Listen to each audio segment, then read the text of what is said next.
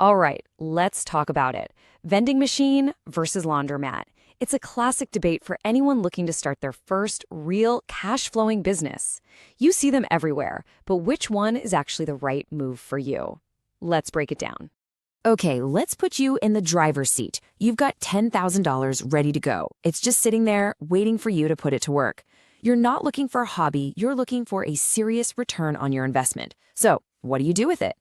And that's the big question, right? So that's exactly what we're going to do here. We're going to cut through all the hype and all the noise, then get down to the actual numbers, what it costs, what you make, and how much time it takes to give you a clear path forward. First up, let's talk about the vending machine. There's a reason everyone talks about this as the perfect starting point. It's super accessible, it's pretty simple to understand, and man, it is a fantastic way to learn the basics of a cash business. So, what's it really cost to get in the game? Well, we're talking somewhere between $2 and maybe $3,500. And that's all in. That's for a good used machine, your first round of snacks and drinks, everything. I mean, think about that. A whole business for the price of a fancy laptop. Okay, so you've spent the money. What do you get back every month? A single machine in a decent spot, like a busy office or an apartment building, is going to net you somewhere in this range.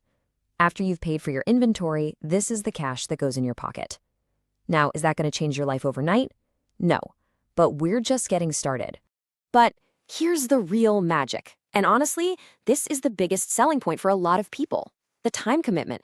For one machine, you're looking at maybe 2 to 4 hours a month. That's it. You go restock it, you collect your cash, and you're done. It's about as close to passive income as you can get right out of the gate. So let's recap the vending machine scorecard. The startup cost? Super low. The cash flow? It's modest, yeah, but that's per machine. The passivity level? It's crazy high. And scalability? Super simple. You just add more machines. One by one, your revenue grows. Okay, so that's one path. Now let's talk about the other side of this coin, the laundromat leap. And make no mistake, this is a leap. This is not an entry-level kind of deal. We're in a whole different ballgame now. And you see that right away in the startup cost. Now hold on, we're not talking about the $500,000 price tag for the whole business. This number, 15 to 50 grand, that's your down payment. That's the cash you need to bring to the table to get a bank to give you a loan for an existing spot. It's a much bigger financial conversation. But with that much bigger buy-in comes a way bigger reward. Look at that, $3,000 to $8,000 a month net from one location. That's not just side income, my friend. That is salary replacing money. But you gotta be real about this. That kind of money doesn't just happen on its own. A laundromat is not a set-it-and-forget-it business. You're gonna spend 10, maybe 20 hours a month dealing with it. Machines break, you've gotta clean, you've gotta manage collections. It's a real operation. So the laundromat scorecard is totally different, right? High startup cost, for sure.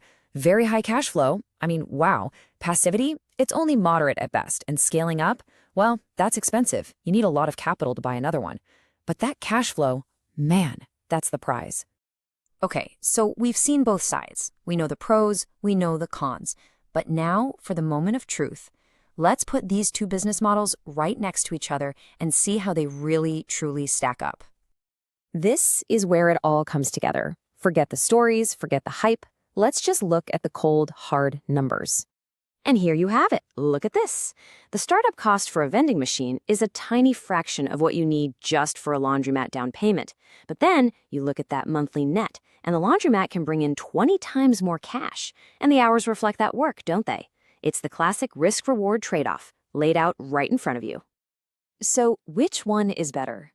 Honestly, that's the wrong question. The right question is, which one is better for you? Because the best choice depends entirely on where you're starting from today.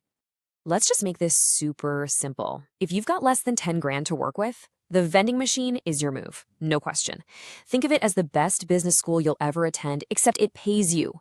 But if you've got access to 20 grand or more for a down payment and you're ready for a serious operation, the laundromat wins on pure cash flow hands down. It's a real asset that builds real equity. But what if there's a third option?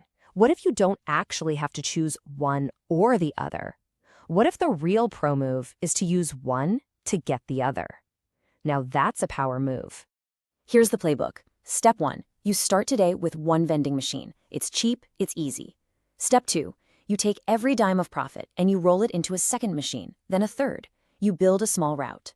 Then, step 3, in about 18 to 24 months, you take all that cash flow and all that experience you've gained, and that becomes your down payment for your first laundromat. See? It's not a choice, it's a ladder. Okay, but hold on. Before you run off and do either of these things, there is one absolutely critical step you have to do first. Skipping this is, without a doubt, the single biggest mistake new business owners make. And that step is forming an LLC, a limited liability company. Here's what that means in plain English. It builds a legal firewall between your business life and your personal life.